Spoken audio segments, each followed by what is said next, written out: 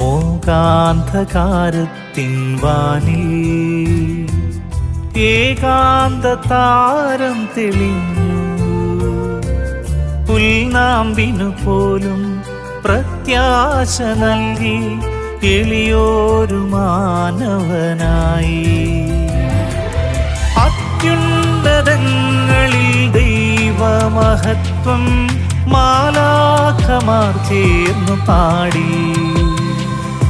അത്യുന്നതങ്ങളിൽ ദൈവമഹത്വം മാലാഖമാർ ചേർന്നു പാടി.